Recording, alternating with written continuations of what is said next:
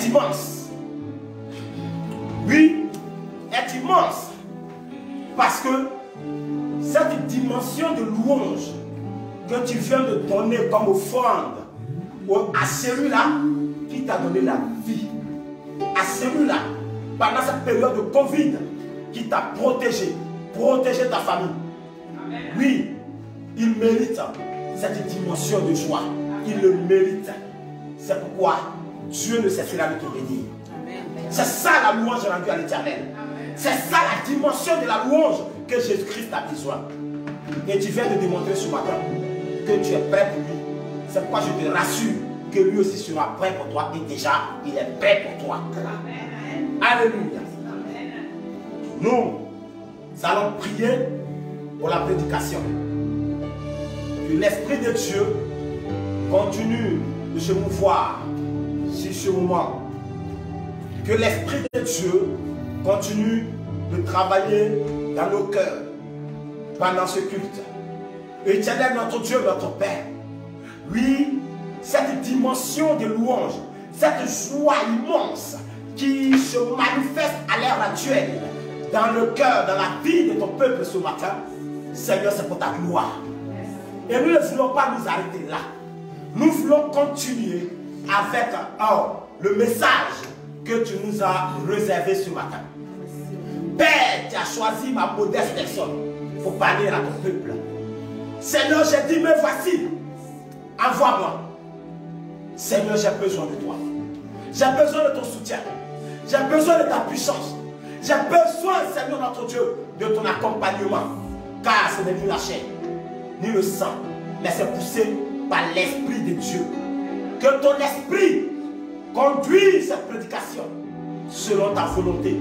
Et que les terres desséchées, les terres non fertiles, les cœurs de pierre, les cœurs de bronze se transforment en cœurs de chair. Oui, Seigneur notre Dieu, se transforme en terre fertile afin que ta parole puisse tomber dans la bonne terre afin de produire les fruits de 30, de 60 et de 100. Parle, éternel mon Dieu, que toute la terre fasse silence et que ta parole puisse pénétrer dans les cœurs fertiles. Que tout esprit d'opposition se retrouve dans les abîmes ce matin. Que tout esprit de menace, de perturbation, Seigneur Dieu, se retrouve dans l'abîme et que le Saint-Esprit occupe cet environnement. Et que ton armée céleste campe autour de ce bâtiment. Et que toi seul, ta royauté s'intronise durant ce culte. Au nom de Jésus-Christ de Nazareth, nous t'avons ainsi prié. Amen. Bien-aimés,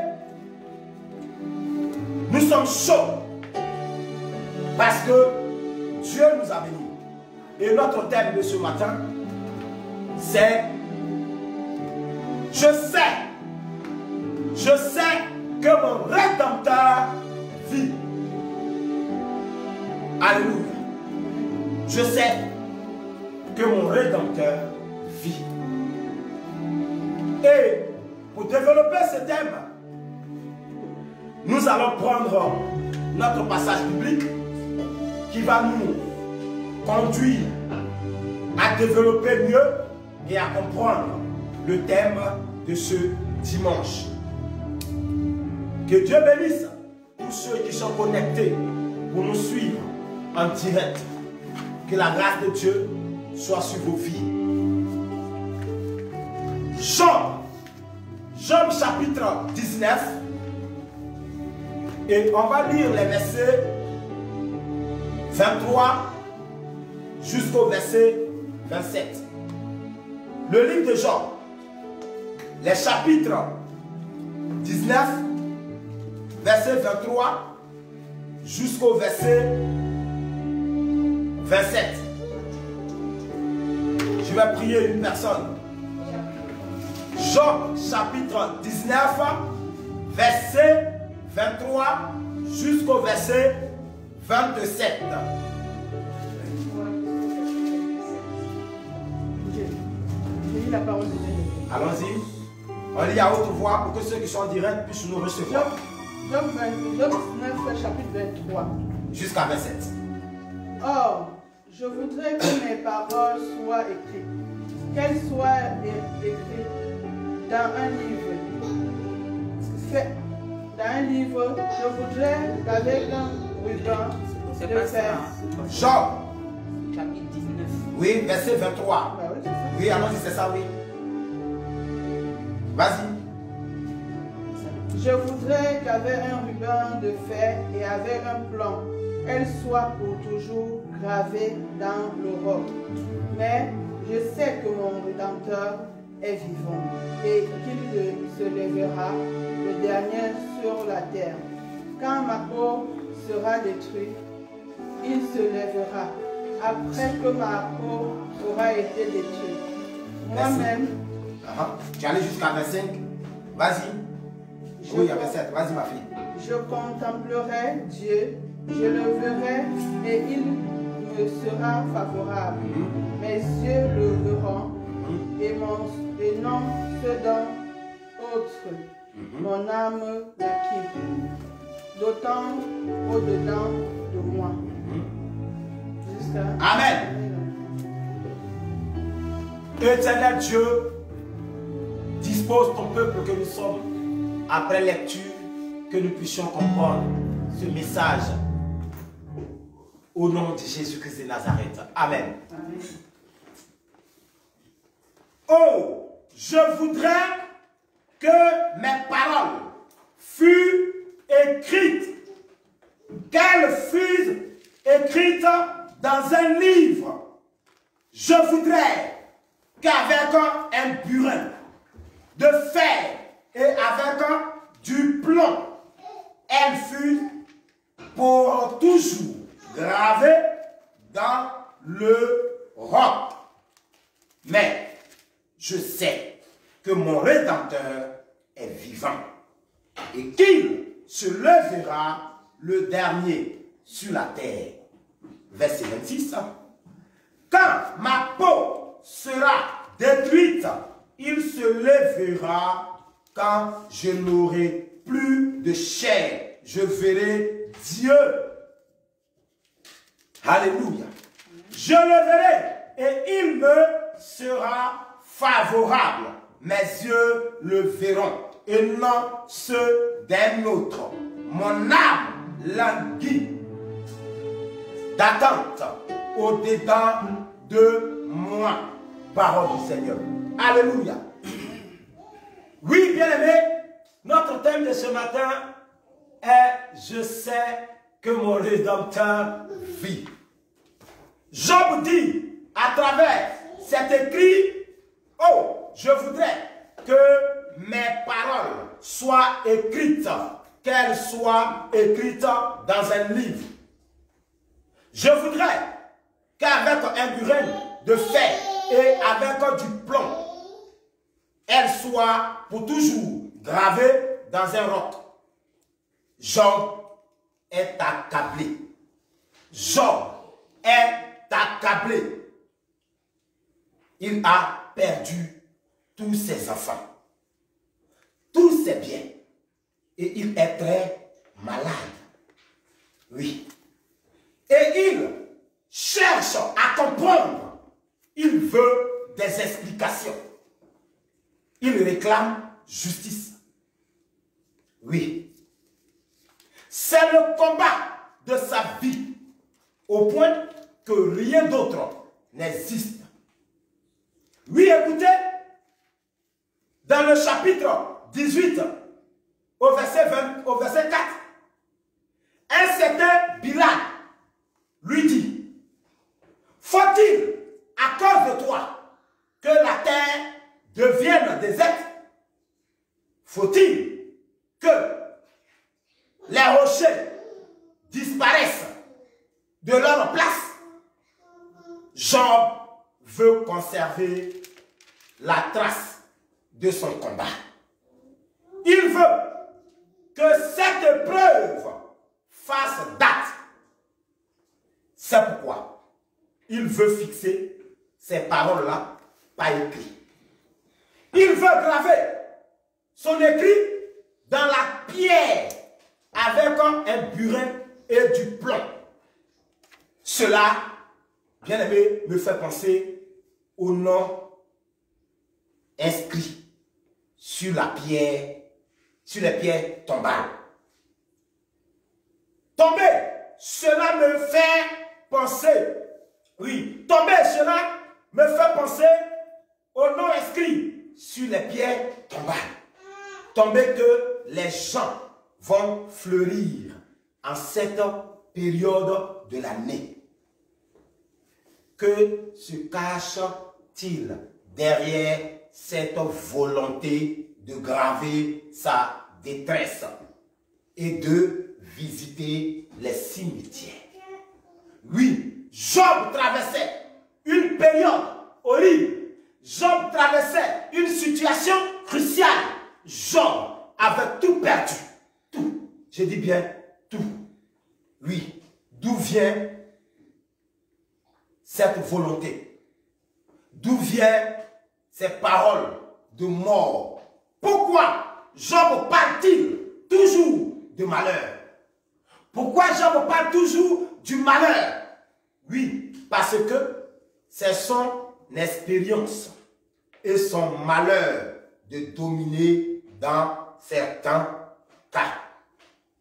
Bien aimé, celui de Job est un extrême.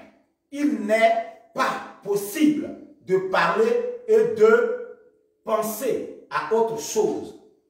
Certaines personnes sont écrasées par le malheur et ne peuvent plus réagir. Alléluia. Amen. Elles finissent parfois par s'y complaire au point d'entretenir le malheur, car elles ne connaissent que ça. C'est leur vie. Il leur faudra une aide extérieure pour en sortir. Job. Oui, Job parle toujours du malheur parce qu'il n'a plus rien. Il n'a plus d'espoir. Il dit, voici, je crie à la violence et nul ne répond.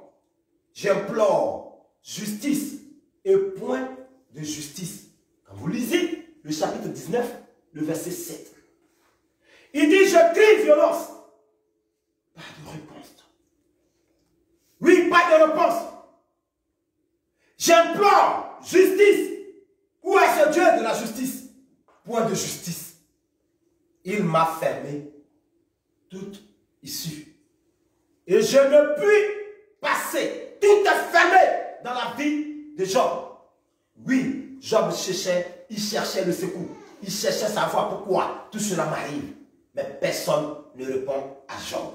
Qu'est-ce qui se passe? Oui, plus d'issue. Je ne puis passer. Partout, tout est fermé. Il a arraché mon espérance comme un arbre. Et quand on n'a plus d'espoir, on ne fait plus de projet. Oui. Lorsque vous n'avez plus d'espoir, lorsque vous n'avez plus de vie, lorsque vous n'avez plus d'issue de sortie, vos projets meurent. Qu'est-ce que je peux faire, une personne emprisonnée? Qu'est-ce qu'une personne qui vit dans une prison? Quel projet tu peux y mettre en place? Job, tous ces projets étaient stoppés. Tout le rêve de Job était perdu. Plus de projet. Il n'y a plus de vie. Oui. Quand vous atteignez une certaine dimension de la pauvreté, il n'y a plus de vie. Ainsi, cette dame disait, je n'ai qu'une poignée de farine et un peu d'huile pour moi et pour mon fils. Nous mangerons et ensuite nous mourrons. Oui, quand vous atteignez un certain âge, l'espoir n'existe plus dans certains domaines de votre vie. Tel a été le cas de Sarah, pardon. Lorsque l'ange dit à Abraham, l'année prochaine, ton épouse aura un fils. Sarah a commencé à rire.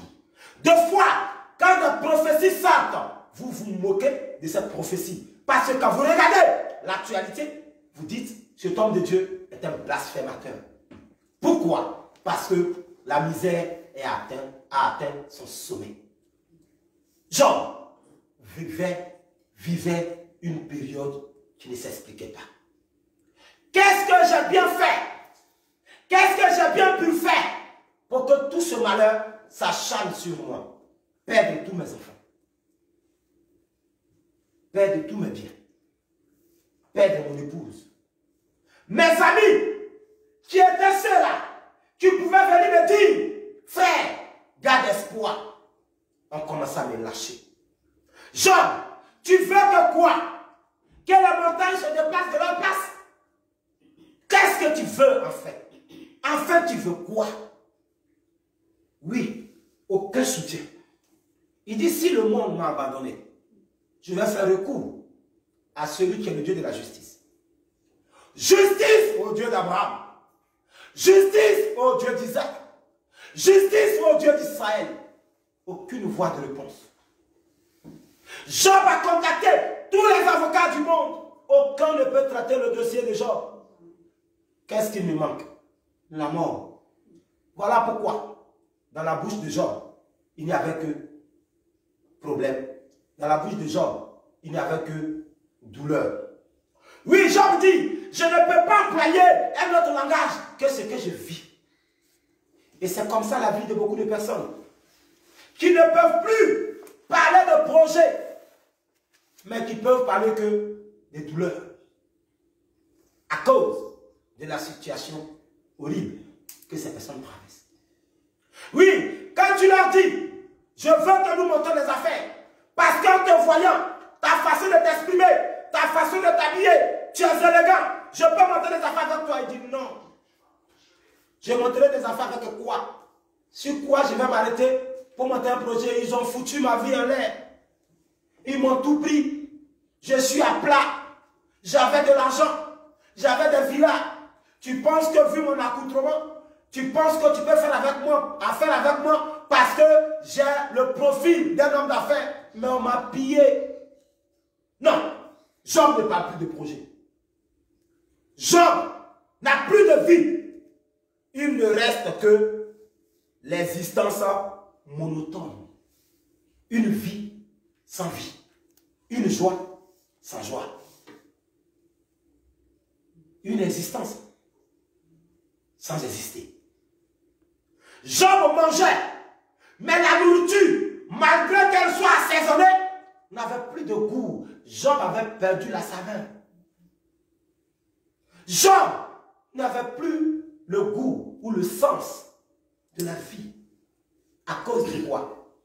Ces atroces douleurs qu'un être humain ne mérite pas. Qu'est-ce que Job a bien pu faire? Question qui a besoin d'une réponse. Que là, personne ne lui donne au moins l'explication de sa condamnation. Job voulait tout simplement qu'on l'explique. Qu'est-ce que j'ai bien pu faire pour que vous m'amenez dans cette situation? Moi, Job, homme fidèle, homme attaché à Dieu, homme sincère, homme droit, homme qui craint Dieu, homme qui fuit le péché, homme ennemi du péché. Qu'est-ce que j'ai bien pu faire pour que je me retrouve en une seule journée dans cette situation? Oui, la vie ne doit plus exister. Il n'y a qu'une vie monotone où le souvenir des jours de malheur ne peuvent que défiler dans la tête de Job. Mais tout ceci nous entraîne à la mort. Toutes ces choses ne peuvent que nous entraîner à la mort. Nous en avons vu des personnes, elles se sont données à la mort. À cause de quoi? Des atroces épreuves. À cause de quoi? Du fait que tout est perdu. Oui, j'ai vu des personnes entrer dans leur chambre, fermer la porte derrière elle, prendre des cachets et ensuite mourir parce qu'elle n'en pouvait plus. J'ai vu des vidéos sur les réseaux sociaux, des personnes dans la préfecture qui se sont jetées du 4e étage jusqu'au sol, qui se sont fracturées tout le corps. J'en ai vu des personnes qu'on a refusé de se marier avec la femme de leur vie, qui sont allés prendre des poisons pour se donner à la mort. Oui, la souffrance est insupportable. Oui, il y a certaines situations qui s'affrontent à toi, qui t'amènent à avoir le désir du suicide. J'ai entendu des personnes en entretien me dire, je préfère la mort. Je demande à Dieu la mort. Oui, faisant référence à ce grand homme de Dieu, à ce grand prophète appelé Élie, la pression de Jézabel, lui dit, parle à Dieu. Il parle à Dieu. Je préfère mourir. Donne-moi la mort, car tous sont morts. Je ne suis pas mieux que ceux qui sont morts. Pour finir avec la souffrance, je préfère la mort. Dieu dit, tu ne mourras pas. Oui, dans l'épreuve, dans la douleur, nous perdons le contrôle du sens de la vie. Dans les moments les plus compliqués, nous faisons parfois des choix qui ne devraient pas faire. Souvent, tu entends certaines personnes dire, je n'ai pas le choix. Mais ce que tu as pris là, c'est un choix. Quand vous employez le mot, je n'ai plus le choix que ça veut dire que vous avez encore un choix. C'est ainsi que Job continue. C'est déjà la mort gravée, figée dans la pierre. Alléluia. Sans espérance, c'est la mort. Effectivement, quand on n'a pas d'espérance, c'est la mort qui doit venir. Quand on n'a plus d'espoir, c'est la mort qui doit venir. Quand on n'a plus de solution, c'est la mort qui doit venir. Alléluia. C'est pourquoi certaines personnes, quand on les arrête et qu'on les emprisonne, on les dépouille de tout ce qui est objet qui peut conduire au suicide. Parce qu'on sait que dans la situation où cette personne-là se trouve, si on n'y fait pas attention, elle est capable de se pendre. Elle est capable de s'empoisonner ou se trembler. La police met les moyens pour éviter que ces personnes s'assassinent. Mais malgré ça, malgré toute cette sécurisation, on attend parfois dans les journaux télévisés, que telle personne s'est assassinée au sein de la prison. Se suicider, merci. Cette personne s'est suicidée au sein de la prison. Pourquoi elle s'est suicidée? Est-ce qu'elle avait une vie heureuse? Est-ce qu'elle avait de l'espérance? Est-ce qu'elle avait une solution? Non. Les avocats ont tous jeté l'éponge. Je préfère mourir. Il y a d'autres personnes qui décident de s'exploser. Mais lorsqu'ils constatent que le coup a presque foiré, il dit, m'arrêter, c'est m'humilier. Je préfère mourir. Je fais référence à cette personne appelée Judas Iscariote. Judas avait commis une erreur. La même erreur comme Pierre. Mais Judas n'a pas pu supporter la pression. Judas n'a pas pu supporter le rêve. Judas n'a pas pu supporter la trahison. Judas n'a pas pu supporter la honte. A préféré quoi? Se pendre. Oui, il y a certaines situations que nous traversons. La vie n'a plus sa place. Il y a certaines choses qui nous arrivent. La vie n'a pas sa place. Les projets n'ont plus leur place. Ce sont des choses supprimées dans notre vie. Oui. Frère, ce matin, je voulais te parler de Job. Et pendant que je te parle de Job, te parler de toi, tu m'écoutes ce matin. La vie, elle n'est pas facile. La vie est faite de surprises. La vie est faite de plusieurs couleurs. La vie est faite de beaucoup de choses de bigarrées. La vie ne nous présente pas une seule face. La vie nous présente plusieurs cartes. À nous de savoir jouer ces cartes. Oui, Beaucoup se sont donnés à la mort. Beaucoup ont accepté de mourir. Beaucoup ont accepté d'éviter ce qui c'est que la mort. Jean dit que pour moi, je dois écrire l'histoire de ma douleur. Je veux que ce que je traverse là soit daté quelque part. Pour qu'un jour, quelqu'un se souvienne que cette personne-là, elle a connu des moments atroces. Job ne voulait pas que son histoire parte en fumée. Non, c'est que je vis. Je ne peux pas. Si je ne peux pas me donner la vie, je dois quand même écrire mon histoire. Cela m'amène à vous dire que certaines personnes, lorsqu'elles traversent des moments difficiles et qu'elles sortent de ces moments difficiles, ou même qu'elles savent qu'elles ne vont pas pouvoir sortir, elles écrivent l'histoire et elles sortent un livre. Et nous achetons ces livres. Pourquoi nous les achetons? Pourquoi cette personne a écrit ce livre? C'est pour qu'on puisse se servir des ans d'expérience de sa vie, du côté positif comme du côté négatif. Job veut écrire. Job veut écrire son histoire dans la douleur, dans les épreuves et dans les moments difficiles. Oui, c'est déjà la mort. La mort gravée figée dans la pierre. Pourquoi les gens vont-ils au cimetière? Pourquoi les gens vont-ils au cimetière, bien-aimés? Oui, parce que c'est la tradition que diront les voisins si on ne va pas visiter nos morts. Oui, il continue de dire, les gens vont au cimetière parce qu'ils ont peur. Ils ont peur. Ils ont peur de la vie. Les gens ont peur de la vie. Voilà pourquoi ils se rendent au cimetière. Pourquoi? Parce qu'elle changea cette vie. Elle est une vie bizarre qui à tout moment peut te jouer des tours. Les gens ont peur là, de la vie. Les gens ont peur parce qu'à tout moment tu ne sais pas quelle surprise la vie peut te faire voir. Finalement, les gens ont peur de vivre et se rendent au cimetière.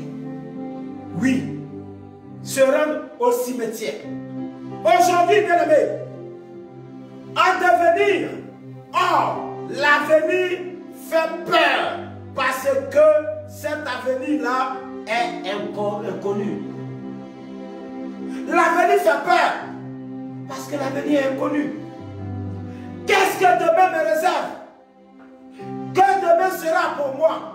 Aujourd'hui, je vous prêche, mais demain me sera quoi? Voilà pourquoi les gens ont peur de la vie.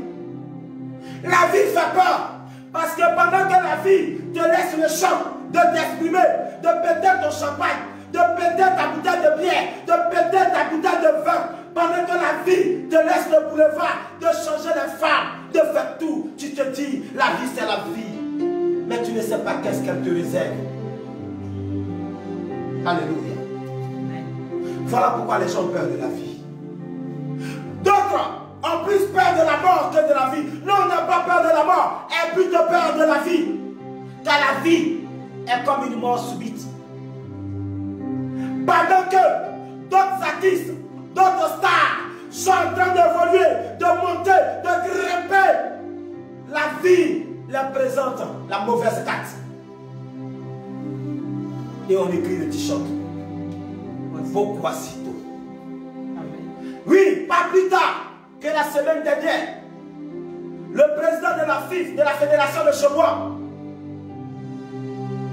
a été emporté par les gens dit, parce que les gens disent, parce que les médias ont pu relayer qu'il a été tué, il est mort par le Covid-19. Ce monsieur était avec la sélection. Ce monsieur, dans la semaine, il a eu des entretiens avec le sélectionneur. Ils ont échangé dans la semaine. Je suis contrôlé positif. Je m'en vais en quarantaine, me faire traiter et on reviendra pour préparer la CAN 2021. Non, la vie lui dit, je te donnerai la carte pour que tu sois disqualifié. Alléluia. Ayons peur de la vie. Pendant que nous la vivons, soyons prudents. Car cette vie, à tout moment, peut basculer dans un mauvais sens. Job ne s'y attendait pas. Job ne pensait pas du tout. Un matin, quelqu'un court et il vient dire à Job, Job, on était dans tel endroit en train de fêter avec tes enfants.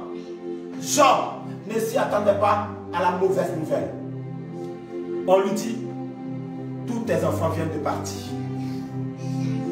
Alléluia. La vie, elle fait peur.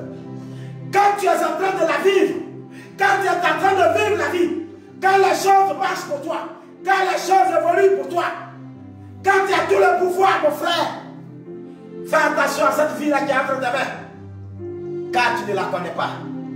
La vie, l'avenir est inconnu. Oui, Job progresse dans son message. Job avance. Il dit, ils ont peur de la mort aussi, parce qu'ils croient qu'elle est encore la vie. On dit, Job dit dans son écrit que ces personnes-là ont aussi peur aussi de la mort. Pourquoi? Parce qu'ils disent que la mort est aussi comme la vie. Job s'exprime. Job parle par vécu, par son expérience, par cette douleur atroce qu'il a traversée. Job nous explique en large, en long et en tout ce qui c'est que la vie et ce qui c'est que la mort. Il dit oui, ils ont aussi peur de la mort, car la mort est encore la vie. Oui, ailleurs, autrement, inconnue. La mort est aussi inconnue. Parce que quand elle vient, elle ne t'avertit pas. Elle ne t'envoie pas un courrier. Quand la mort veut venir, elle ne t'envoie pas un courrier. Tu as beau prier, tu as beau jeûner. Quand la mort veut venir, il n'y a pas de courrier pour toi. Pour que tu rentres dans la chambre et que tu prends tes millions et que tu sors dans la rue et que tu invites tout le luxe et que tu dilapides tout ce que tu as souffert pour avoir. Et après, quand tu diras à la mort, on peut partir. Parce que en 2 jours ou en une seule journée, j'ai pu profiter, j'ai pu y partir. Non. Quand la mort arrive, elle te surprend comme la vie te surprend avec des surprises. Oui, ces personnes ont aussi peur de la mort, car la mort est comme la vie. Bien-aimés, faisons attention. C'est moi. Tu sais qui je suis. Quand je parle, on se prie. Frère, ce pouvoir que tu as peut te jouer de tout. C'est ainsi que nous avons vu les grands hommes politiques. La mort a emporté. Et c'est moi, tu sais qui je suis, n'a pas pu le défendre. Job relaye tout ce qu'il a fait avec Dieu.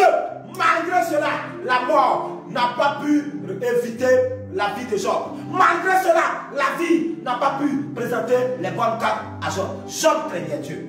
La Bible dit que Job, à tout moment et à chaque moment, partait dans la présence de Dieu avec une offrande. Pour dire à Dieu, je te présente cela. Peut-être que mes enfants, dans leur balade, dans leur promenade, dans leur causerie, ont dû pécher contre toi sans s'en rendre compte. Je viens pour présenter pardon auprès de Dieu pour que tu aies pitié de mes enfants. Job l'intègre, Job le fidèle, Job celui qui craint Dieu. La vie n'a pas pu lui donner ce qui est rose. Frère, quel que soit ce que tu fais, fais attention à la vie. D'autres personnes aujourd'hui sont à une vitesse de la vie qui ne dit pas son nom. Ils ont relâché, ils ont bloqué le moteur, ils sont à 100 l'heure. Vivons, vivons notre vie, car on ne vit qu'une seule fois. Oui, c'est bien beau cette parole, mais au moment où tu dois la vivre comme il se doit, elle te joue des photos. On ne connaît pas, on doit avoir peur de la vie. La vie, quand tu l'as, c'est vrai, c'est beau. Tu peux profiter beaucoup de choses dans la vie, mais pendant ce temps, il faut dire, cette vie-là, à tout moment, elle peut me jouer de tout. Il faut que je sache raison garder. Quand tout marche pour toi, l'argent rend insolent. L'argent rend insolent. L'argent dérange le cerveau. L'argent rend impoli. L'argent te fait croire que tu as la possibilité de tout faire. L'argent La réussite te rend orgueilleux. La réussite, quand tu as la vie, quand tu transpires, quand tu respires, tu te crois tout permis. C'est ainsi que la mort ou la vie peuvent te jouer un sale tour. Quand Dieu dit, je résiste aux orgueilleux et je fais grâce aux hommes. Dieu veut t'amener à comprendre, comme cet homme de Dieu l'a dit dans la Bible, je ne veux pas que tu me donnes de la richesse. Je ne veux pas que tu me rendes pauvre. Je veux que tu me donnes le juste milieu pour que je puisse toujours t'adorer. Ne veux pas dire que cet homme ne veut pas être un grand homme d'affaires. Mais cet homme me dit simplement un message pour toi et moi. Que même si tu as la vie, il faut savoir être modeste. Même si tu as la vie, il faut savoir poser tes pas. Car la vie, elle ne t'appartient pas. La vie, elle ne te présente pas tout ce qui court autour d'elle. La vie, elle est remplie de réserves. À tout moment, elle peut te trahir. Oui, il continue pour dire, ils ont dit, la mort est comme la vie. Oui, bien aimé, ces personnes-là croyaient, comme l'enseigne la Bible, les Écritures, qu'elle est sommeil. La mort est sommeil. La mort, c'est le sommeil. Alléluia. Plus aussi peur. Fait aussi peur. Malgré que la mort est comme le sommeil. Ça nous fait voir qui? La personne de Jésus-Christ de Nazareth. Lorsqu'on lui dit Lazare est mort, Jésus dit non, il n'est pas mort, mais il dort. Alléluia. Lazare n'est pas mort, mais Lazare dort. Les gens vont au cimetière pour deux raisons. Les gens vont au cimetière pour deux raisons. Job l'explique. Oui, ils vont au cimetière pour deux raisons. Apparemment, ces deux raisons sont contredites.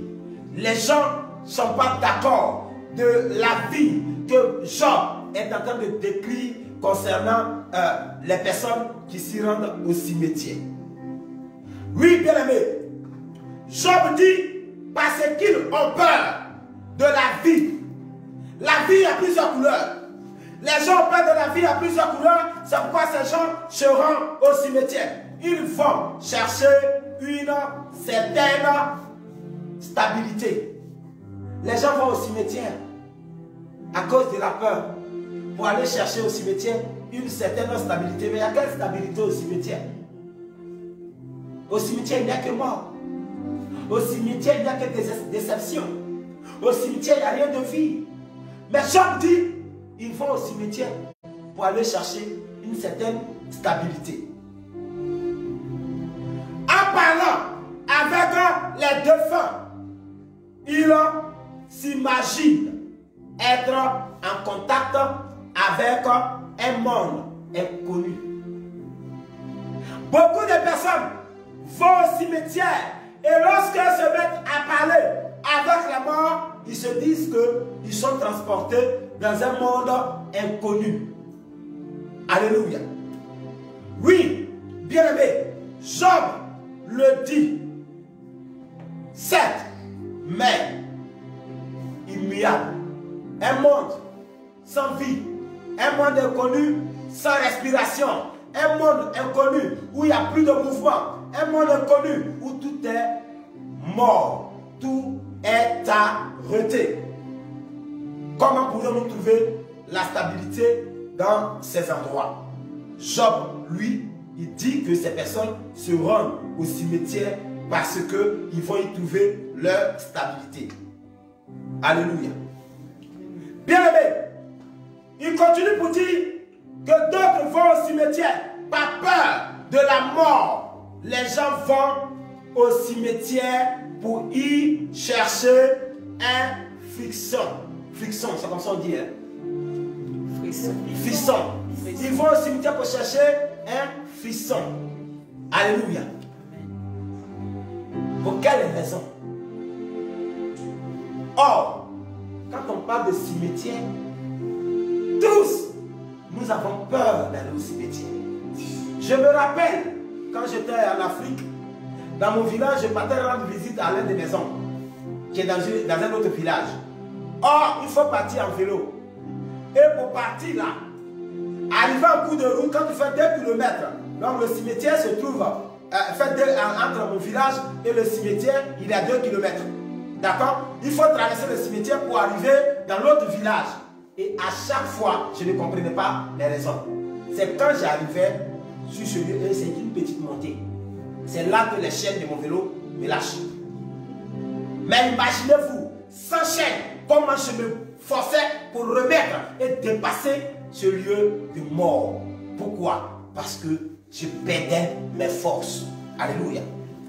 Parce que ça m'amenait des idées à penser aux morts. Qu'un mort pouvait sortir à tout moment. Pour chercher à me dire, hey, tu vas où? Alléluia. Donc, au lieu, un cimetière, ce n'est pas un lieu où on peut trouver la stabilité. Mais Job lui dit, ces personnes-là, ils vont. Il dit, c'est étrange. Les cimetières ont toujours fait peur. Et pourtant, les gens y vont. Quoi qu'on dise, l'être humain aime ce qui fait peur. L'être humain aime ce qui fait peur. Nous aimons la vie. La vie fait peur. Alléluia. La vie, nous l'aimons. C'est pourquoi nous travaillons dur. C'est pourquoi nous cherchons à réussir. Mais cette vie-là, elle fait aussi peur. Oui, la vie fait peur, car il y a alors le sentiment de vivre. On a le sentiment de vivre. On veut vivre. Alléluia. C'est une façon comme une autre de lutter contre la sensation de mort en se créant des émotions, des sensations nouvelles. Alléluia. Job poursuit, il poursuit sa route pour nous dire et pour nous décrire d'où cette vie avec plusieurs couleurs est une vie que nous devons craindre. Job continue, il explique la douleur, la gravité de sa situation. Et il nous dit que beaucoup de personnes qui vivent ou qui ont vécu dans cette situation que moi, Job, je suis, n'ont pas pu résister. Mais lui, Job va réussir à surpasser la douleur. Job va réussir à vaincre la mort. Job va réussir à vaincre l'épreuve. Job va réussir à vaincre là où les autres se sont donnés à la mort. Là où les autres ont dit plus de projets, plus rien, plus de prières, plus de jeûnes, plus d'église, plus de quoi que ce soit. Job, lui, va triompher à cet endroit. Oui, perdre tous tes enfants avec l'âge que tu as souffert. Je me rappelle d'Abraham. Abraham a souffert. Après tant d'années, Dieu lui dit, tu as un enfant enfin. Waouh! Heureusement, de justesse, Dieu s'est souvenu de moi. Il a permis que je puisse avoir un enfant. Oh mon héritier, quel héritier? Un seul enfant, mais c'est plus que de l'or. Vraiment cet enfant-là, je vais l'entretenir. Cet enfant-là, je vais prendre soin de lui. Cet enfant-là, c'est mon tout, c'est mon trésor. L'enfant commence à le gâter, on commence à lui donner des cadeaux, on commence à donner tout. Quand vous souffrez et que vous avez un enfant, cet enfant-là, il est tout pour vous. Et puis un matin, Dieu dit, je le veux. Ce seul enfant, je vais le prendre. J'imagine la guerre qu'il aura contre Dieu. Tu vas le maudire. Tu vas maudire Dieu. La Sulamite a dit à Élisée, je ne t'ai pas demandé un enfant. Car ma douleur, c'est que chaque fois que je tombe enceinte, mes enfants meurent. Je ne veux plus parler de projet d'enfant. Tu es venu, tu m'as dit j'aurai un enfant. J'ai eu l'enfant. Voilà que l'enfant vient de mourir. Oui, Dieu a dit à Abraham, donne-le-moi. C'était fort, c'était dur. Mais Abraham décide d'obéir à Dieu. Oui, Job, dans cette situation difficile, Job, sa femme lui dit, maudis Dieu et meurt. Job dit non, je ne peux pas le maudire. Pourquoi nous aimons les bonnes choses? Et quand les mauvaises choses arrivent, nous régnons Dieu. Pourquoi? Job répond à sa femme. Elle lui dit, tu demeures dans ton intégrité, Job. Mais c'est quelle fidélité aveugle ça? C'est quelle honnêteté aveugle de ça, avec tout ce qui t'arrive là, tu perds ton travail, ton projet tombe en faillite, tu perds tes enfants, tu perds tes animaux, tu perds tout autour de toi. Dieu ne s'arrête pas là, il ne te défend pas, on te lance une maladie, l'ulcère sur le corps, tu as des plaies partout, tu sens. Maudit Dieu meurt, tu trouves qu'il y a encore de l'espoir quelque part. Ton espoir viendra d'où? Job, dis-moi, si tu ne veux pas maudire Dieu, je divorce. Elle blesse encore Job. Son épouse là, son seul recours, sa femme qui lui laisse, puisqu'il a perdu les enfants. Job avait une grande maison, il se retrouve seul avec sa femme. Son dernier recours lui dit de faire quelque chose qu'il n'a pas envie de faire. Elle dit, si tu ne le fais pas, moi, je divorce. Un choix. Un choix à faire. Je te mets au devant de ce fait. Quel serait ton choix? Qu'est-ce que tu vas décider? Car beaucoup d'entre nous ont renié Dieu. Beaucoup d'entre nous, on ne nous voit plus à l'église. Beaucoup d'entre nous, on ne fréquente plus les lieux de culte ni les lieux de prière. Parce que quelqu'un nous a dit, laisse-les, l'église, il y a quoi là-bas? Vis ta vie. Un choix, Job devrait faire. Le choix pendant la douleur. Le choix pendant les complications. Le choix pendant les moments atroces. Nous sommes dans une période de Covid-19. Une période où t'attends faire l'église, où t'attends l'ouvre. Quels sont tes choix? Quelles sont tes décisions? Il y a des chrétiens même qui prient. Pourquoi disent plus d'accès à l'église? Parce qu'ils sont fatigués d'aller à l'église. Parce que leur vie ne change pas.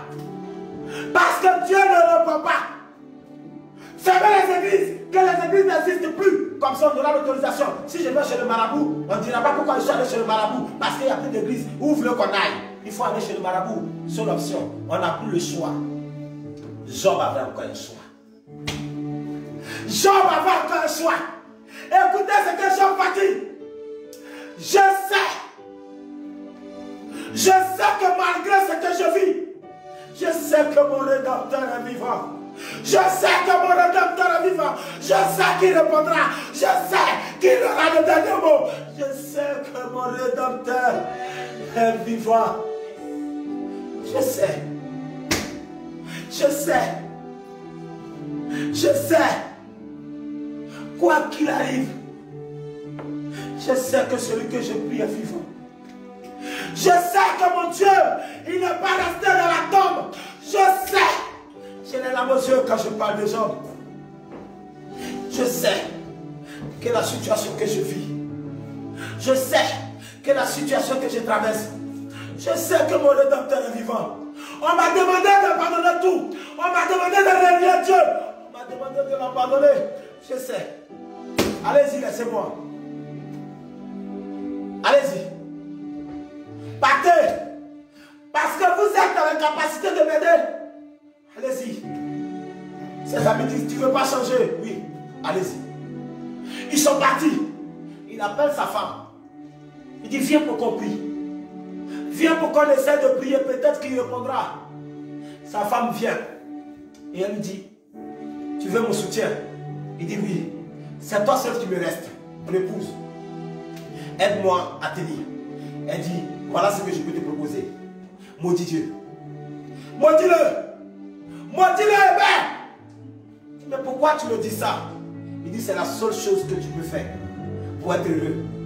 Maudis Dieu. Renie Dieu. Abandonne le lieu de prière. Abandonne le lieu de culte. Parce que ta situation a trop duré. Jean dit, je ne peux pas le faire. Tu ne le fais pas? Oui. Tu demeures dans ton intégrité? Oui. Je pars. Je demande le divorce. Est-ce que dans la situation où Job se trouvait, est-ce que Job avait encore besoin que son épouse, chair de sa chair, l'os de ses os, puisse sortir ce langage? Il y a des personnes sans cœur quand tu traverses des moments difficiles. Il y a des personnes sans cœur, ils s'en foutent. Ils veulent t'enfoncer. Ils veulent que tu sois enfoncé. C'est dans le malheur qu'on voit ses vrais amis. Amen. Lorsque le malheur t'a pas encore touché, tu penses que tu es bien entouré. C'est des profiteurs qui sont là. Attends que le malheur te visite. Job perd ses amis. Il perd son épouse. Il a dos au mur. Fait un choix. Il fait un choix. Je sais que mon Rédempteur Un mot fort. Un mot fort.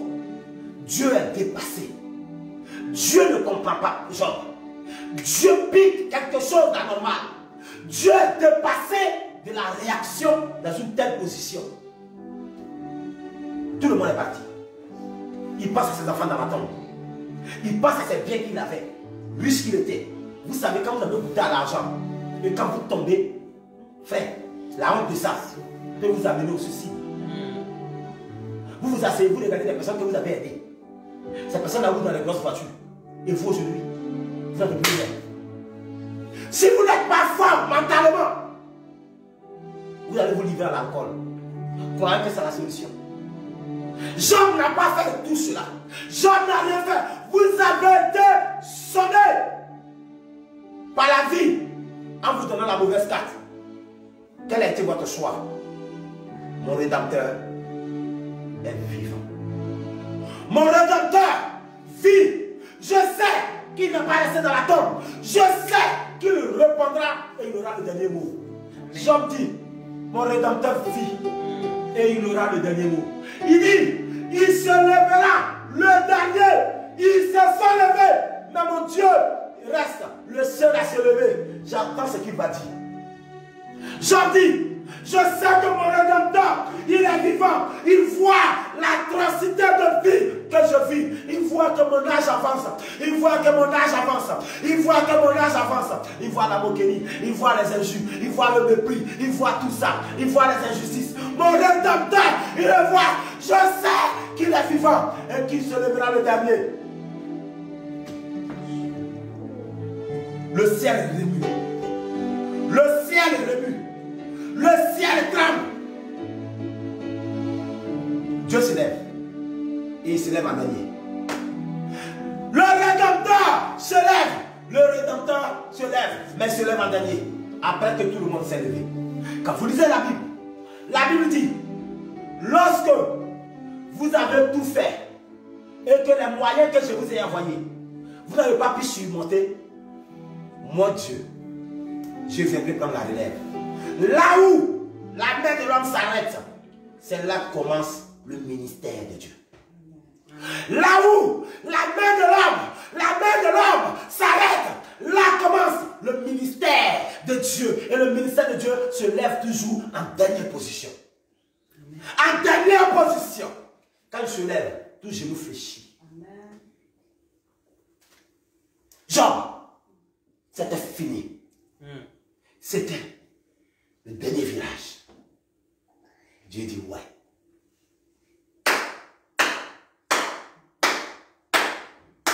Quel serviteur. Pour ce que tu viens de faire, je te donne le double de ce que tu avais. Je te donne le double de ce que tu avais perdu. Avec Dieu, aucun crédit ne reste avec lui. Alléluia. Je sais que mon Rédempteur vit. Toi, tu m'écoutes ce matin. Toi, tu me regardes ce matin. Qu'est-ce qui t'a visité durant ton séjour sur la terre des vivants? Toi, tu me regardes ce matin. Quelles sont les épreuves dans lesquelles tu te trouves actuellement? Toi, tu m'écoutes ce matin. Qu'est-ce qui te tourne dans la tête pendant que tu entends ce message? Toi qui m'écoutes ce matin, quelles sont les décisions prises depuis que tu traverses le moment difficile? Toi qui m'écoutes ce matin, depuis que le Covid-19 est arrivé, quels sont tes choix et décisions? Dieu, le Rédempteur de Job, est assis sur son trône et puis il te regarde. Il te regarde. Est-ce que tu es fidèle? Est-ce que tu es vraiment fidèle? Est-ce que tu es vraiment fidèle? Job n'a pas changé. Je ne changerai pas. Amen. Je parle de ma vie comme si c'était hier. Emprisonné, on ne parle plus de projet. Mais moi étant en prison, je parlais de projet. Je devenais le pasteur des prisonniers. Avec une Bible à la main. Oh, en prison, il n'y a plus de vie. Qui doit aller en prison de façon injuste Il a encore parlé de Dieu. Mais j'étais le pasteur des prisonniers. Quand vous êtes en prison, il n'y a plus musulmans, il n'y a plus chrétiens. On cherche le sauveur. Quelqu'un qui va nous sortir de la prison.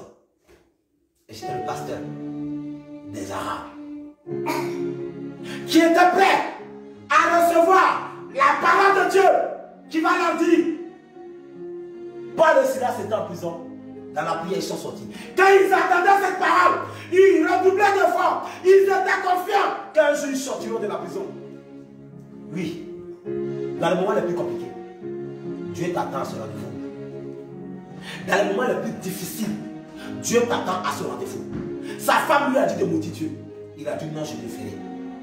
Deux fois, lorsque nous sommes assaillis, lorsque nous sommes persécutés, nous sortons des langages déplacés. Nous prononçons des mots tordus. Nous disons des choses qu'un chrétien qui a le Saint-Esprit ne doit pas dire. Nous posons des actes qu'on ne doit pas poser. Dieu t'efface de sa mémoire. Quand tu fais ça, Dieu t'efface de sa mémoire. C'est pourquoi beaucoup de personnes ont fait des années à l'église, mais n'ont pas servi Dieu. Alléluia. Beaucoup de personnes ont fait des années dans les églises, mais jamais servi Dieu. Parce que le choix que tu as fait est un mauvais choix. Les paroles qui sortent de ta bouche sont de mauvaises paroles. Les pensées qui sortent de toi sont de mauvaises pensées. Tu ne peux pas être comme ça. C'est pourquoi tu ne peux pas avoir le double. Reste fidèle. C'est fort, c'est dur. Je suis resté fidèle à un moment de ma vie. Ma mère m'appelle. Elle me dit, fils, si tu as un problème de santé en tant qu'homme, dis-le-moi. J'irai chercher de l'indigénat pour toi. Parce que tous mes petits frères, tous mes petits cousins avaient déjà des enfants, avaient déjà des femmes. Moi, je n'en avais pas. Ma famille a commencé à s'inquiéter. Je n'ai pas honte de le dire. Même ici en 2014, ma grande soeur m'appelle. Un jour au téléphone. Et elle me dit, petit frère, dis-le-moi. Ma grande soeur qui vit ici en France. Dis-le-moi en toute sincérité. Est-ce que tu as une fois parlé avec une femme en parlant de l'amour que tu la veux comme épouse? Dis-le-moi en toute sincérité. Tous avaient peur. Tous craignaient. Parce que jamais ils ne m'ont vu avec une fiancée. On m'appelait de partout. Mon père, mon oncle, ma mère, tous sont prêts à me proposer une épouse. Je devrais faire un choix. Le choix d'avoir un critère qui m'amènera à servir Dieu librement et tranquillement. Il faut subir. Subir et ne rien dire. Subir et ne pas parler. Subir et se taire. Car le choix que tu vas prendre peut tourner mal. Le choix que tu vas faire peut ne pas plaire à Dieu. Garde ton calme. Si elle tarde, attends-la. Car elle va s'accomplir dans ta vie. Quelle que soit la durée, quelle que soit la traversée, Dieu se lèvera en dernier. Job dit, je sais que mon rédempteur vit et qui se lèvera le dernier. Peut-être que tes ennemis se sont levés en premier. Satan est venu semer dans ta vie le malheur. Tes voisins sont venus semer dans ta vie l'échec. Les sorciers sont venus semer dans ta vie la stérilité. Les marabouts ont envoyé ton nom chez eux. Ils ont semé le célibat dans ta vie. Ils ont semé dans ton compte bancaire les dépenses inutiles. Ils ont semé dans ta vie le manque d'emploi, une vie misérable. Oui, ils ont fini leur part. Celui qui a le dernier mot, c'est mon rédempteur. Il viendra pour tout effacer. Il viendra pour tout enlever. Et il va me rajeunir. Et il me donnera le double de ce qu'on m'a fait perdre. Sais-tu que ton rédempteur vit? Sais-tu que ton rédempteur vit? Dans la situation dans laquelle tu es, est-ce que tu es convaincu que ton rédempteur vit? Si tu es convaincu, ne fais pas d'erreur. Ne fais pas d'erreur. Arrête ton langage. Arrête ta pensée. Arrête de dire qu'à chaque fois que tu sortiras de paroles déplacées, c'est une trahison. C'est de l'infidélité. Parce que tu ne sais pas si c'est Dieu qui te met dans cette situation. Job ne savait pas. Oh, c'est Dieu. Dieu va se glorifier. Il dit à Satan, vas-y, fais de la vie de Job ce que tu veux. Peut-être que Dieu a permis que tu sois dans une situation où les gens vont te manquer de respect. Dieu a voulu que tu sois dans une situation où les gens vont dire que tu ne peux pas accoucher, tu ne peux pas te marier, tu ne peux pas travailler, tu ne peux pas réaliser. Dieu dit, je sais que dans cette situation, elle sortira vainqueur. Le pari est engagé. Dieu attend de relever le défi par toi. Dieu attend de relever le défi par toi. Dieu sait que tu sais qu'il n'est pas resté dans la tombe. Dieu sait que tu sais que le troisième jour est sorti. Dieu sait que tu sais qu'il est assis à la droite du Père. Dieu sait que tu es au courant. C'est pourquoi tu es chrétien. Si Christ n'était pas ressuscité, il n'allait pas avoir de chrétiens. Il y a des chrétiens. Je prêche la foi aujourd'hui parce que je sais que mon Rédempteur est sorti. Si tu sais ça, quel est le choix que tu es en train de faire? Si tu sais ça, pourquoi tu te comportes comme ça? Si tu sais ça, pourquoi tu agis comme ça? Si tu sais ça, pourquoi cette attitude? Si tu sais ça, pourquoi cette hypocrisie? Si tu sais ça, pourquoi cette vie chrétienne déguisée? Pourquoi tu fais ça? Tu es en train d'être comme la femme de Job. Tu es en train de maudire Dieu. Chaque acte qui ne rentre pas dans le cadre de Dieu, tu es en train de maudire Dieu. Combien de fois tu l'as maudit dans tes décisions? Combien de fois tu as maudit Dieu? C'est pourquoi Dieu ne te regarde pas et Dieu ne pourra pas te regarder. Tu vas te battre avec ta force naturelle jusqu'à dans ta tombe. Dieu ne répondra pas.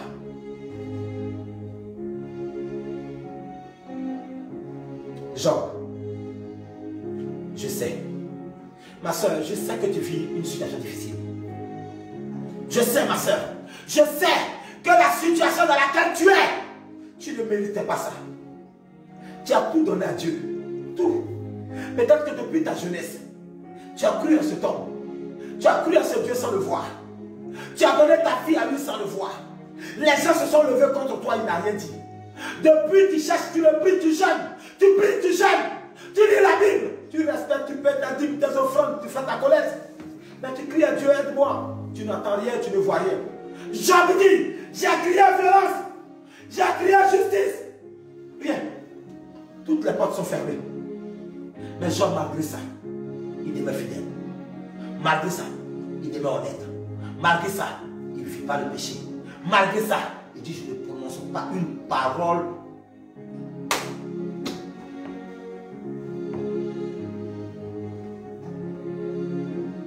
Dieu n'est pas un menteur. Mais c'est nous qui sommes des menteurs.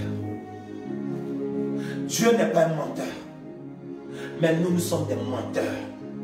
Le mot est fort. Le mot est grossier si vous voulez. Mais c'est le mot qui a sa place dans ce thème.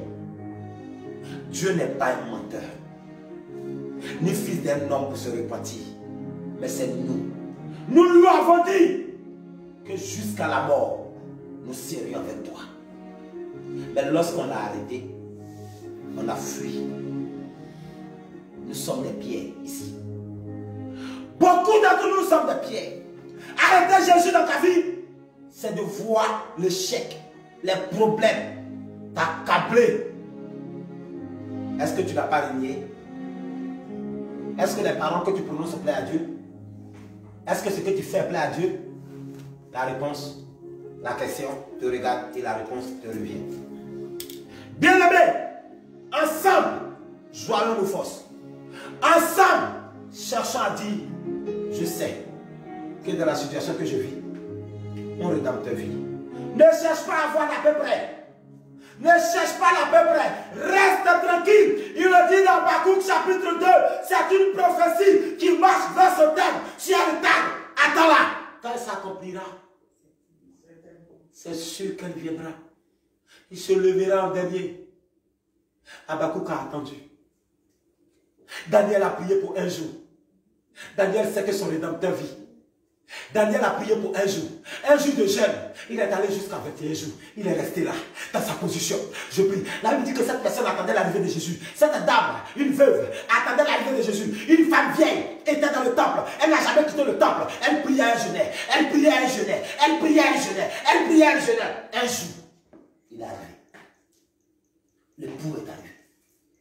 Frère, si tu ne trahis pas, ça viendra. Si tu es confiant que ton Rédempteur vit, ça viendra. La question, est-ce que tu resteras fidèle? Est-ce que tu n'as pas en train de trahir? Est-ce que tu n'as pas en train de tromper Dieu? Est-ce que tu n'es pas en train de vivre l'infidélité? Par ton comportement, par tes attitudes. Réfléchis. Il s'appelle mon Rédempteur. Est-ce qu'il est ton Rédempteur? Si c'est ton Rédempteur, sois fidèle à lui. Car il se levera en dernier. Et ils ont sémé dans ta vie ce qu'ils veulent. Mais il va se lever et il va s'aimer ce que tu mérites. Amen. Que Dieu vous bénisse. Que Dieu vous aide. Tu vas prier le Seigneur pour cette parole que tu viens d'entendre. Tu vas te lever, tu vas prier. Si tu veux qu'on n'entende pas ta voix, mais dans ton cœur, frère, ma soeur, ton Rédempteur, ton Dieu des dieux, n'est pas resté dans la tombe. Je sais que mon Rédempteur est vivant. Il vit. Si tu sais que ton Rédempteur vit, laisse ce que les gens te font. Les gens ne sont pas ce que tu veux. Les gens font ce qu'ils veulent. Toi, reste calme. Sois fidèle. Sache que ton Rédempteur vit. Tu vas prier. Tu vas demander pardon à Dieu. Peut-être qu'il y a des actes dans ta vie que tu as dû poser qui ne sont pas bien, qui font que ces actes font que tu ne peux pas dire mon Rédempteur vit. C'est l'occasion pour toi dans ton cœur de prier. Tu vas demander pardon à ton Dieu. Tu vas prier pour lui demander pardon.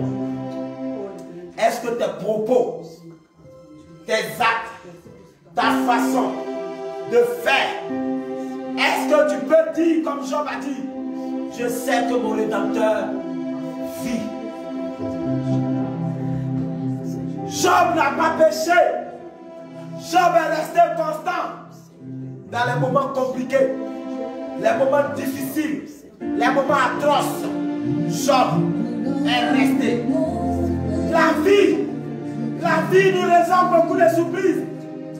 La vie nous réserve des choses qu'on ne s'y attend pas. Si ces choses arrivent,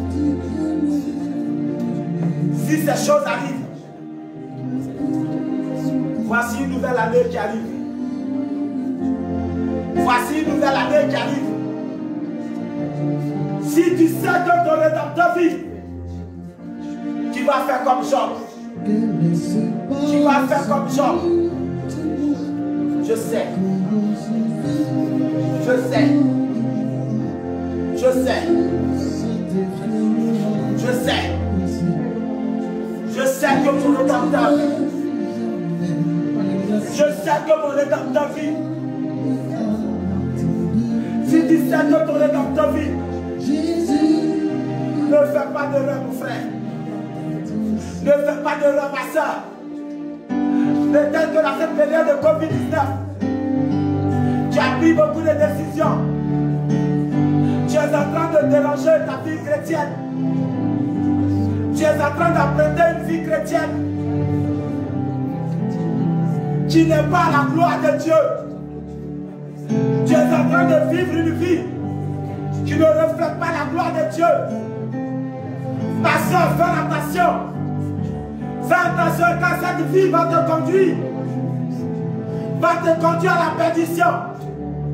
Mon frère, fais attention. La vie que tu vis va te faire regretter. Attendez le cri. Jésus, oui. Nazareth, Jésus de Nazareth est ici. attentive, jamais lassé. Attendez. Le cri. Est-ce que vous attendez le cri? De Nazareth. est ton rédempteur vivant. Il faut prier. Dis-leur. Dis-leur. Ce qui a mélangé ta vie. Dis-leur. Que ton rédempteur vit. Il reprendra pour toi. Dis-leur. Je ne change pas. Je ne veux pas changer. Ce que vous m'avez fait. Mon Dieu se lèvera en dernier. Mon Dieu se lèvera en dernier. Mon mari, il se lèvera en dernier. Vous m'avez humilié. Vous vous moquez de moi. Mon rédempteur se lèvera en dernier. Mon rédempteur vit. Il se lèvera. Il se lèvera. Vous m'avez classé. Vous m'avez classé. Vous m'avez classé. Mon rédempteur. Mon rédempteur. Mon rédempteur.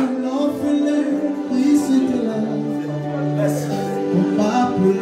Merci. Merci Seigneur. Christ était là. Il était à moi. Christ était là. Il était à moi. Dans mon papa, c'est son allé. Christ était là. Dans le nom de Jésus. Quand maman s'est en allée. Éternel notre Dieu, notre Père. Nous te rendons toute la gloire dans l'élévation. Merci Seigneur pour la parole. Seigneur, je sais que cette parole est tombée dans la bonne terre. Nous savons que notre rédempteur vit. Aide tes enfants que nous sommes. Que malgré le peuple, malgré la persécution, qu'on puisse comprendre que notre rédempteur vit. Que la gloire te revienne. Au nom de Jésus de Nazareth. Seigneur, nous t'avons ainsi prié. Souviens-toi de tes enfants qui souffrent. Et lève-toi pour les papa.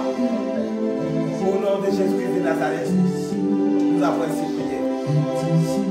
Amen.